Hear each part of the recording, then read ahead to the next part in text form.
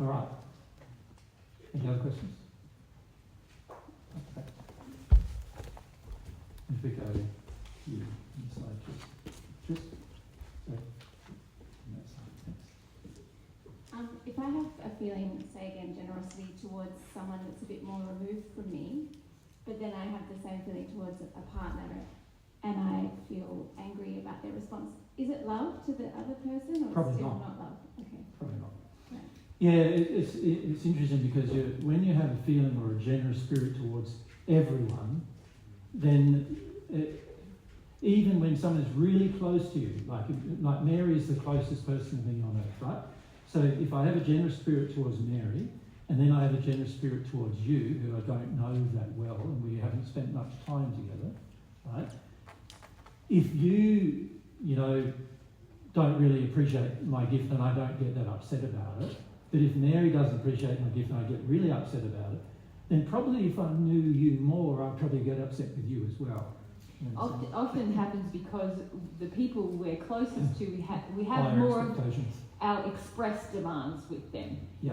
Where if they leave our life and someone else comes closer, we still have the same demands and they're expressed at that person. So it's not a true generosity in that sense, because the person who's more removed, if they were the close person in your life, you'd probably have those same expressed demands. Yeah. Unfortunately, the people we say we love the most, frequently we actually have the most demands of. So we actually love them the least. And you see this happening in many families, where the family says, I really love my daughter, I really love my son, but they yell and scream at them when they don't do what they want. But if it was a stranger, they wouldn't yell and scream at them. So they're really being more unloving to the persons they know than they are to the people they don't know. Right? But to the previous point, if their condition is their condition, so if they knew those other people better, then they'd probably treat them the same way. Correct. Yeah. Doesn't mean they truly love those other people. No. Yeah. No. Where were we having this? Sort of similar, or that relates, just on that, at what point when someone is responding in that way, would you, I guess, become firm or put up boundaries or... Put up boundaries. Or like... Does any of this look like boundaries? Like bring that firmness in? Well, what are you firm for? Is it about you or about... See, most people get firm when it's about their own hurt feelings. So that straight away isn't love. So what are you firm for? If there's got to be firmness in love, where is the firmness?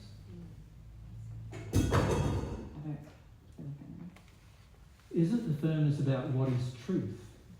Yeah. Right? So is that where it would come in? Only then. Yeah. Not because you're trying to protect yourself from your own feelings. Yeah. Because that's selfish. Yeah. Yeah. So when you guys treat me badly, and many of you don't realise it, but you treat me badly a lot, I don't go, I don't try to punish you for it. I also continue trying to be generous with you. I also don't feel like I've got to be firm with you because you've treated me badly. I feel firm for the principle of what love would do. But that's not the same as being firm for my own sake. If I'm being firm for my own sake, then I'm selfish. Yeah, and in that state, it is actually about love, it's about love of truth and love of you. Say it's you who's treated a gift of mine badly. If I'm acting to protect my hurt about that or make you feel bad that I felt bad and calling that a boundary, I'm not loving you and I'm not actually firm for truth. But when I am firm for truth with you and say something happens and months later you come back to me and you say, oh, I don't know what happened, but you treated it badly. And I say, well, Lauren, you did treat that last gift badly and here are the consequences. Now I'm also loving you, aren't I? Because I'm talking about the truth. And but even the fact she's talking to you is she's being kind. Yeah, so it essentially would be, rather than continuing to just perhaps give the gift, like I'm thinking, continuing to give the gift... Is not good. Is it? Is not good. Well, if the gift's being misused, yes. Would God continue to give it? No. Well, it depends what gift, doesn't it? Yeah, okay.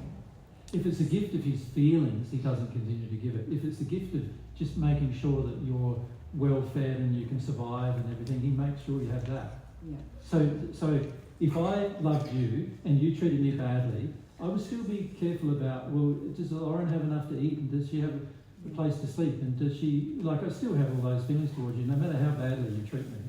But when it comes to my personal interaction and time with you, Yeah.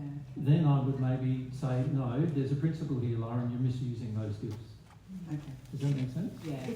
It's a difference between letting everyone hear God's truth in a seminar and on the internet to having you around for dinner every week, you know, if you treat the truth badly. Yeah. One would be not good for you or us, the latter, having you spending lots of time with you, because you'd be under the impression that, oh, this is love and this is, you know, I'm entitled to these things. That's not helping you, but it's also not loving us. But giving you access to everything that can help you grow in love and truth and humility. And free access to it. Free access to it.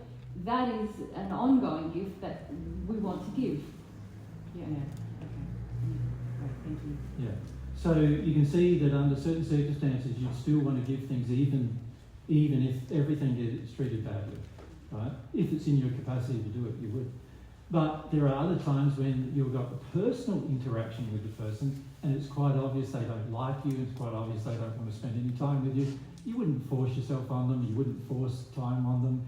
And then there's other circumstances like we often have in our seminars where we feel one party is abusing others in the audience.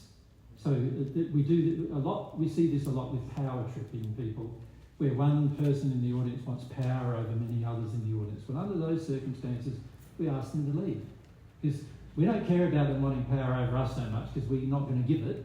But we do care about wanting power over many in the audience, because they're not yet versed enough in love to not prevent themselves from giving it, right? Giving the power away. So we ask those people to leave, and we have done that a lot more recently actually, and we will continue to do that whenever we see people are there just for power-based reasons. Right? But we still love the people. Like, we still talk to them kindly. If they email us, we don't sort of generally. The only time we've ever blocked an email is when we get just a string of abuse after abuse after abuse from a person, and then we'll generally block their email. But they can abuse us a few times at least without us feeling. You know, at the end of the day, it's like, oh, maybe you get over that at some point, and we'll see. But if they keep going with the abuse and it becomes more violent and so forth, then obviously at some point we've got to say enough's enough now, because of the principle. Yeah. But it's not in self-protection. Yeah.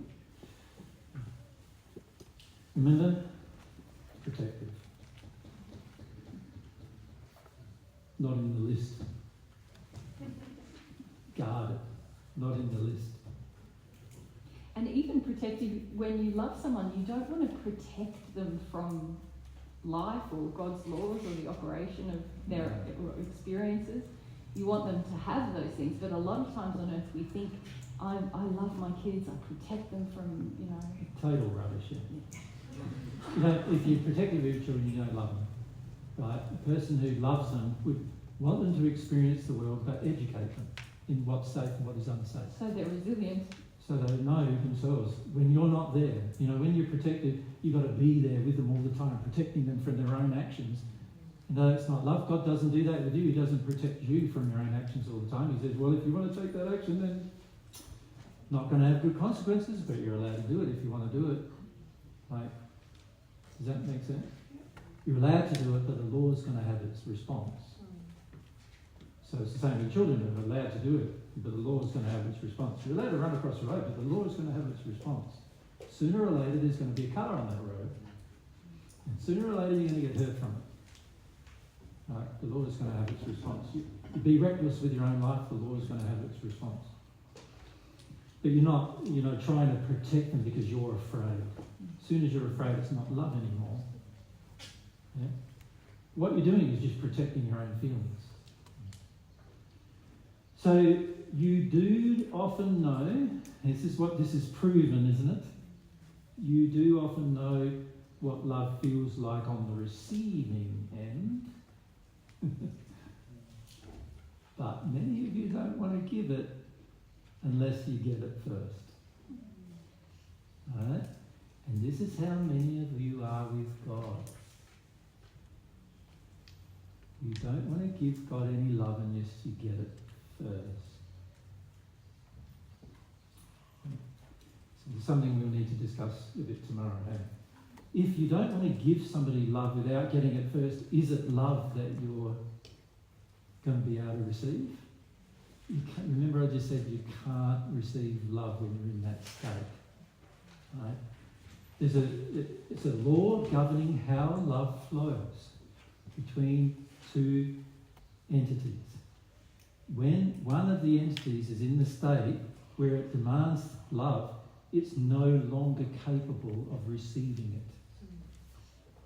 Very important law to understand. Yep?